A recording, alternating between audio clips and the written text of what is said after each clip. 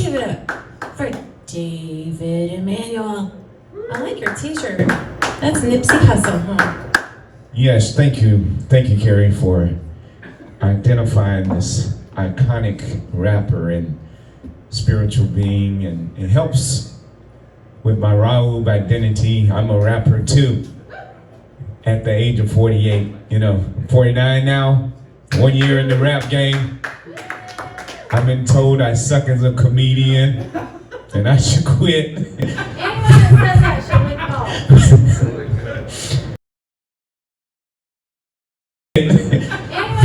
that should withdraw. But the thing about it, they say it to hurt my feelings, and I don't feel anything when they say it. I'm like, okay. I feel like I want to help these people. It's like I want to give them something that can really pierce my spirit and hurt me when they say it. The latest thing is I wore a pair of white shoes. And I wore them to a film debut. The whole reason why I had to get these particular white shoes was my class, high school class, they wanted to have an all-white party. Okay. It's funny, most melanated people say they don't like white people, but they always have all-white parties. I just figured that as I was talking to y'all, but I had to travel all the way to St. Augustine Outlet to get these shoes, and they're hush puppies. Like, that's my first pair of hush puppies. And to me, they were expensive. I think they ran me like $70. So I freaking love them. There was a time I couldn't wear them and they like sat in the closet, and then the bottom began to come loose on one of them. So, at the time, I was like, what's the strongest thing to get? So I got the Gorilla Glue, because the girl was on there with a lace front with the Gorilla Glue, and free advertisement, right? So my shoe is living now because of Gorilla Glue. We probably need to look into Gorilla Glue stock. But I think these people, it's not like I haven't given my life story. I grew up without a whole lot of money. In fact, I started selling at the flea market at the age of 7. I've only worn flea market clothes and yard sale clothes, and I was almost 17 years old before I was able to get clothes with actual tags on them out of the store. So for you to think I'm going to be upset because you're picking at my shoes at the age of 49, it's like, come on.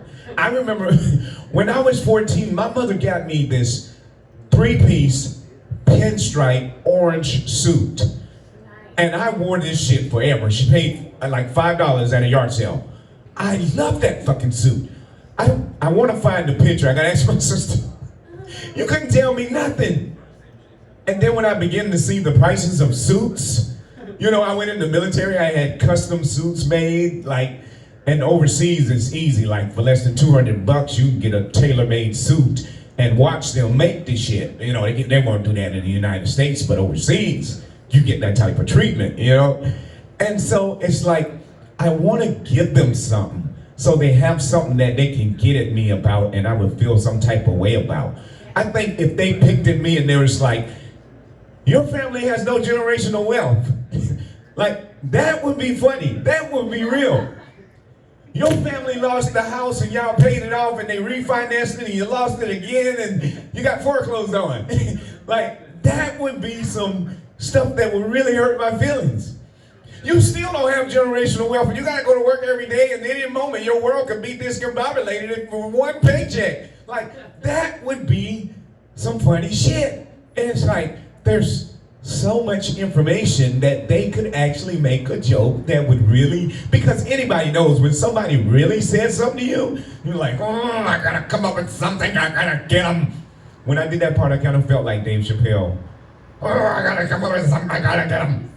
Like Dave Chappelle seems to be the civil rights leader of comedians, but I think it's a trap. He gets to talk about stuff that most of us as comedians will never talk about, right? Maybe in a place where there's nobody listening, we can do it. But we gotta be realistic. He has some type of past. All those years of leaving the world, there was a deal made, but he's brilliant. And the average person can't put that information the way that he can. But we know the stuff that he's talking about, it don't matter how good your ass is. If they want to get you on that information, they will get you. And unfortunately, they're getting rid of all the people that are complaining about it. So I'm like, okay, this is some type of energy grab, some emotional trap that's going on. Because Chris Rock, to me, was the most brilliant, not the most, but you know, right up there with the brilliant comedians that like really did something to where your mind was like, oh man, like you didn't get the joke till you were driving home type of comedian, you know, but you still laugh. You knew there was a reason for you to laugh, but you hadn't figured it out quite yet.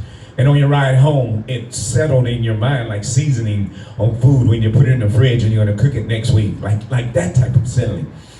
And so when he did some whole vaccination thing, it hurt me on the inside. Oh, I got a joke for them to hurt me now. Chris Rock was compromised.